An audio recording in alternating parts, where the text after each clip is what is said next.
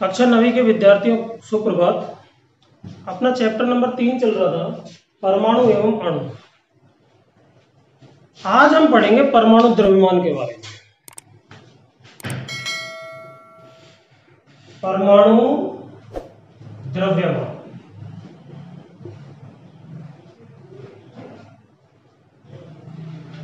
देखिए बच्चों, परमाणु इतना छोटा होता है, जैसा आपको बताया था कि हम इसको आंखों से तो देख ही नहीं पाते, इतना सूक्ष्म होता है।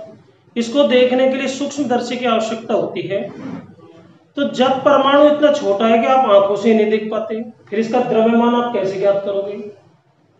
भाई कोई बड़ी चीज होती तो तराजू में रखते, बट्टा रखते, वजन पता चल जाता।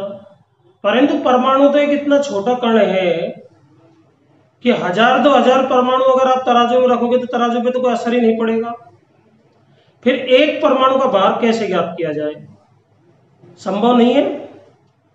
इसका भार ज्ञात करने के लिए या द्रव्यमान ज्ञात करने के लिए किसी एक तत्व के परमाणु भार को या द्रव्यमान को इकाई माना गया। ठीक है, क्या माना गया? इकाई। सबसे पहले हाइड्रोजन को इकाई माना गया। हाइड्रोजन का परमाणु भार 1 मान लिया गया है, नहीं लेकिन मान लिया गया 1। फिर उसके सापेक्ष अन्य तत्वों के परमाणु भार ज्ञात किए गए। कालांतर में हाइड्रोजन को हटा दिया गया, फिर ऑक्सीजन को लिया गया। ऑक्सीजन जो है, ऑक्सीजन हाइड्रोजन से कितना गुना ज्यादा भारी है? 16 गुना। तो ऑक्सीजन का परमाणु भार मान लिया गया कितना? 16। फिर ऑक्सीजन को हटा दिया गया। उसके बाद माना गया कार्बन 12। आप जानते हो कार्बन के 3 समस्थानिक होते हैं, C12, C13 और C14। 3 समस्थानिक होते हैं। इनमें से जो पहला समस्थानिक है कार्बन 12, इसको इकाई माना गया। ठीक है। आज जो वर्तमान में परमाणु द्रव्यमान ज्ञात किया जाता है, उसका जो आधार है वो C12 है, यानी कि कार्बन 12 के आधार पर परमाणु द्रव्यमान ज्ञात किया जाता है। ठीक है। तो परमाणु द्रव्यमान को हम किस तरह से परिभाषित करते हैं वर्तमान में, वो मैं यहां पर बता रहा हूं। किसी तत्व का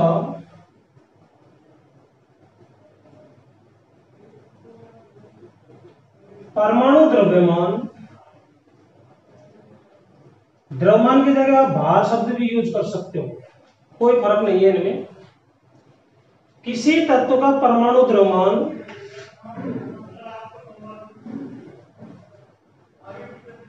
उसके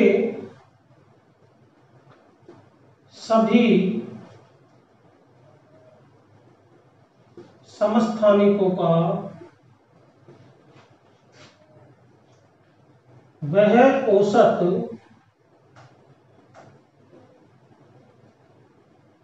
द्रव्यमान होता है। किसी तत्व का परमाणु द्रव्यमान या भार उसके सभी समस्थानिकों का वह औसत द्रव्यमान होता है जो C12 समस्थानिक के 1/12वें भाग से कितना गुना भारी है या कितना गुना है। किसी तत्व का परमाणु द्रव्यमान या भार उसके सभी समस्थानिकों का वह औसत द्रव्यमान होता है जो C12 समस्थानिक के 1/12वें भाग से कितना गुना भारी है। इसको हम कहते हैं परमाणु द्रव्यमान। परमाणु द्रव्यमान को जो मापा जाता है इकाई, शुरू में इसकी इकाई रखी गई थी AMU। AMU की फुल फॉर्म होती है atomic mass unit. Atomic mass unit यानी कि परमाणु द्रव्यमान इकाई। एटॉमिक मतलब परमाणु, मास मतलब द्रव्यमान और यूनिट मतलब इकाई। एटॉमिक मास यूनिट इसकी रखी गई, परंतु आज एएमयू के स्थान पर सिर्फ एक वर्ड, एक अक्षर का प्रयोग किया जाता है, यू। इसका प्रयोग करते हैं यू। यू का मतलब होता है यूनिफाइड।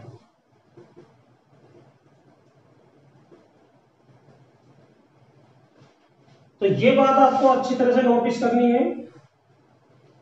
परमाणु द्रव्यमान क्या है? परमाणु द्रव्यमान की इकाई शुरू में एएमयू रखी गई, परंतु आज एएमयू को हम शॉर्ट में यूनिफाइड या यू लिख देते हैं। जैसे कार्बन का परमाणु भार 12 है, कार्बन का परमाणु भार कितना है? 12, तो इसका आगे यू लगा दो, तो इसको लिखेंगे 12 यूनिफाइड।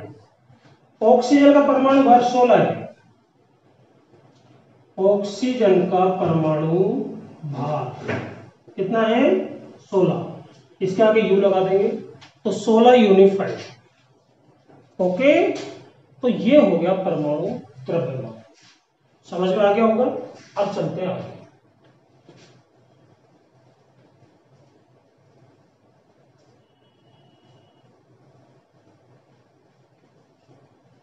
इस चैप्टर का नाम क्या है? परमाणु एवं अणु। तो परमाणु के बारे में हमने विस्तृत जानकारी प्राप्त कर ली। अब दूसरी चीज आती है अणु। तो अगला टॉपिक भी हमारा है अणु या मॉलिक्यूल।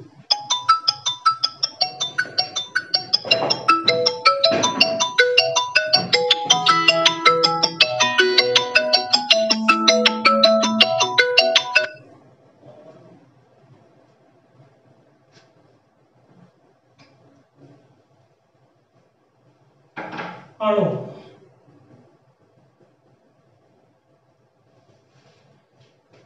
परमाणु पदार्थ का सबसे सूक्ष्मतम कण होता है। जब कई परमाणु आपस में मिल जाते हैं तो वो अणु बन जाता है। जैसे O एक परमाणु है, O एक परमाणु है, दोनों ने आपस में संयोग करा, क्या बना लिया? O2। देखो ये परमाणु, ये परमाणु, परंतु जब दो परमाणु आपस में संयोजित हो गए तो एक इस तरह का कण बना लिया। इस कण को कहते हैं अणु। अणु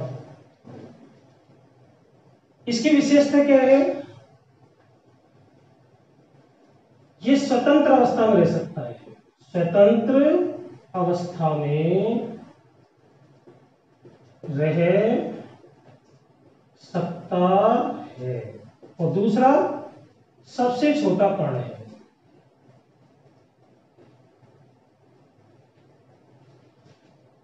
तो अणु की परिभाषा क्या हुई? किसी पदार्थ का वह सूक्ष्मतम कण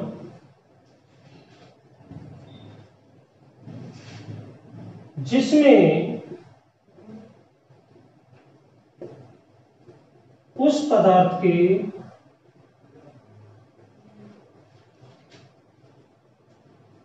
सभी गुण उपस्थित हो तथा जो स्वतंत्र अवस्था में रह सकता है।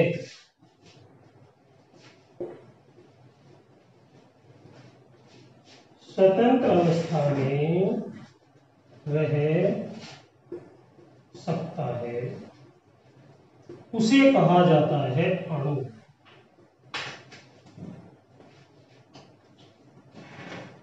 परिभाषा को देखें।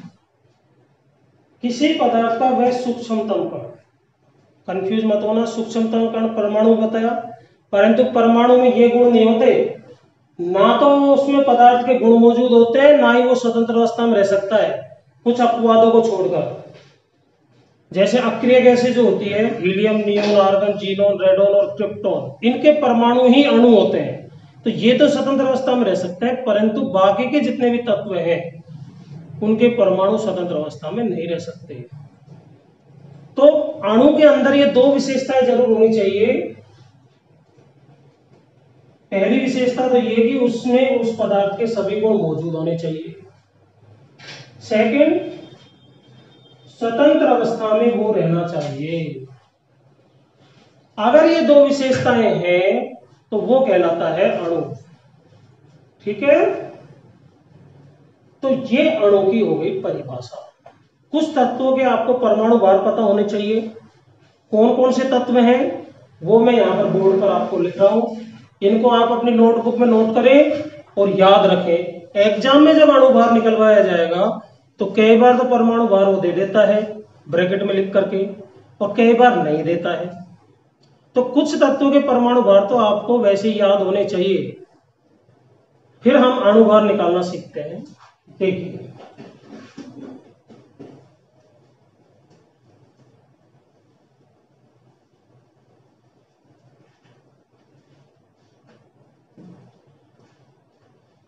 तत्व और परमाणु भार। परमाणु भार की इकाई क्या है? यूनिफाइड। अभी बता ही दिया था। यूनिफाइड है, एएमयू भी लिख सकते हो, एक ही बात है। राजस्थान बोर्ड की बुक में एएमयू है और एनसीईआरटी की जो बुक है उसमें यूनिफाइड है। दोनों का मतलब एक ही है, बस सिर्फ लिखने का ढंग अलग अलग है, कोई फर्क नहीं पड़ेगा इससे।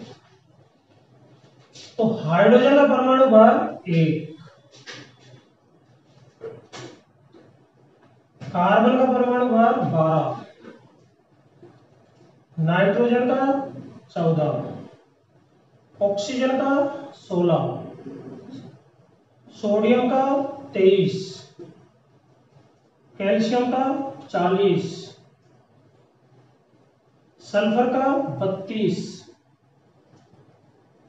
क्लोरीन का 35.5। ये पॉइंट में ध्यान रखना। और लोहा वगैरह जो होता है, लोहे का होता है 56 होता है, 56 ANA। ये कुछ महत्वपूर्ण तत्वों के परमाणु भार है। इनमें से हाइड्रोजन का आपको दे भी सकता है, नहीं भी दे सकता है। ये ओरल या आपको याद रखना है, मौखिक। बाकी के आपको एग्जाम में जब आएगा क्वेश्चन तो ब्रैकेट के अंदर इनके परमाणु भार लिखे हुए आएंगे। ठीक है, तो ये जो मैंने परमाणु भार लिखे हैं बुक में हो सकता है कम है शायद, तो आप इनको नोट कर ले अपनी नोटबुक में और इनको याद रखें। बुक में 2-4 तत्वों के दे रखे हैं, इतने तत्वों के नहीं दे रखे, मैंने ये लिख दिए हैं। इनको अपनी नोटबुक में नोट करें और याद रखें। अब हम आगे चलते हैं, अणु भार निकालते हैं।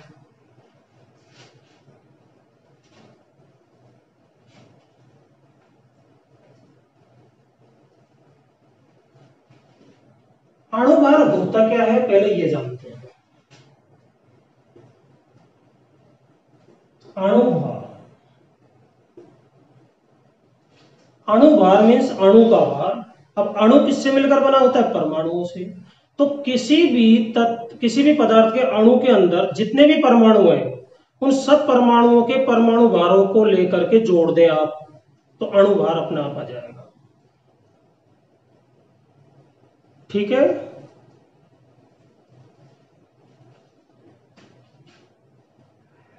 किसी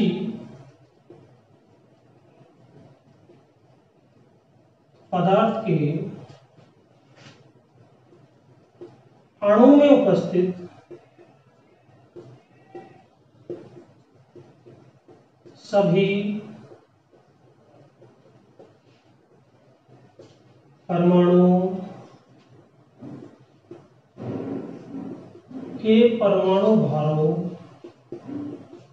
का योग उस पदार्थ का अणु भार कहलाता है।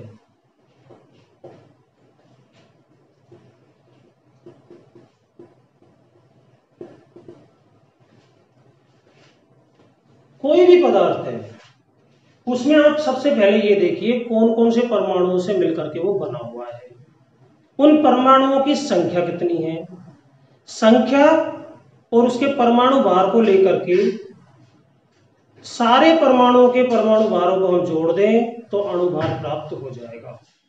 जैसे सबसे पहले हम एक सिंपल सा एग्जांपल लेते हैं ऑक्सीजन गैस का, प्राणवायु ऑक्सीजन। उदाहरण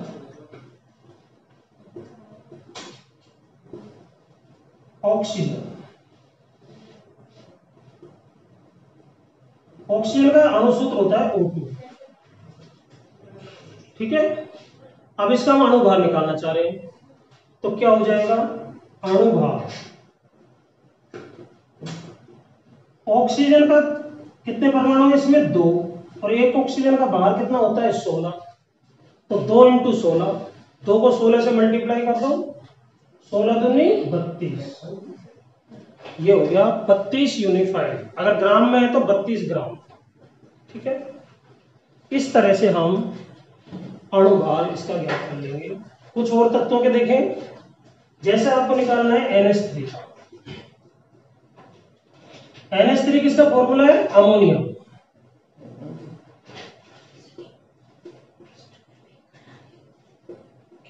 अमोनिया गैस, इसका अणुभार आपको कैलकुलेट करना है, तो क्या करोगे, पहले देखो इसमें कितने परमाणु हैं। इसमें एक तो नाइट्रोजन है, 3 हाइड्रोजन, एक नाइट्रोजन 3 हाइड्रोजन, तो जो संख्या है उसको परमाणु भार से गुणा कर दो और सभी परमाणुओं को प्लस कर दो, अणुभार आ जाएगा। तो देखिए नाइट्रोजन एक परमाणु, परमाणु भार कितना होता है, 14, ये तो नाइट्रोजन का हो गया, 1 × 14, प्लस हाइड्रोजन के कितने परमाणु हैं, 3, और हाइड्रोजन का परमाणु भार कितना होता है, 1, प्लस करें 14 एकम 14, 3 एकम 3, 14 3 17, 17 यूनिफाइड। ये अमोनिया का अणुभार हो गया। और थोड़ा सा जटिल यौगिक लें और उसका अणुभार ज्ञात करें, तो देखिए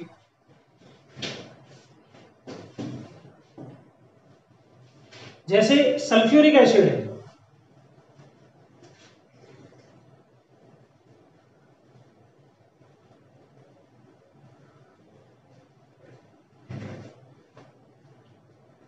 गंधक का अम्ल है सल्फ्यूरिक एसिड, तीसरा एग्जाम्पल।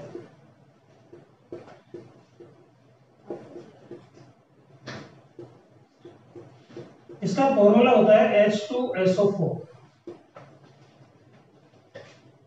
अणुभार इसका निकालना चाह रहे हो, इसके लिए ब्रैकेट में मैं लिख रहा हूं परमाणु भार जो अभी लिखे थे बोर्ड पर, हाइड्रोजन का 1, सल्फर का 32, ऑक्सीजन का 16। ये परमाणु भार है इनके, परमाणु द्रव्यमान या परमाणु भार। अब देखिए कैसे निकालते हैं। हाइड्रोजन कितने हैं, 2, और हाइड्रोजन का परमाणु भार 1, तो 2 × 1, प्लस दूसरा तत्व है सल्फर। सल्फर का एक परमाणु है, तो सल्फर का परमाणु भार कितना है, 32, प्लस ऑक्सीजन के कितने हैं, 4, और परमाणु भार है 16। सबको प्लस कर दिया, क्या आया, 2 एकम 2, 32 और 16 चौके 64, 2 + 32 + 64, इनको प्लस कर दें सबको, तो देखिए प्लस करने पर क्या आएगा, 4 2 6 2 8, 6 और 3 9, ये आ गया आपका 98 यूनिफाइड।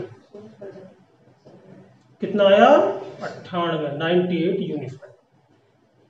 और थोड़ा सा जैसे ग्लूकोज का निकालना है आपको, ग्लूकोज C6H12O6। यहां पर आपको पता होना चाहिए कार्बन का कितना है, 12, हाइड्रोजन का है 1 और ऑक्सीजन का है 16। ये मान इसके अंदर रखेंगे तो क्या आ जाएगा, अणुभार बराबर कार्बन के 6 हैं, 6 को किससे मल्टीप्लाई कर देंगे, उसके परमाणु भार यानी कि 12 से, प्लस हाइड्रोजन के कितने हैं, 12, तो 12 इंटू उसका परमाणु भार 1, ऑक्सीजन 6 मल्टीप्लाई कर देंगे 16 से, 12 को 6 से गुणा करो, 12 × 6 = 72, 12 को 1 से गुणा करो, 12 एकम 12, और 16 छक्के 56, सबको प्लस करें।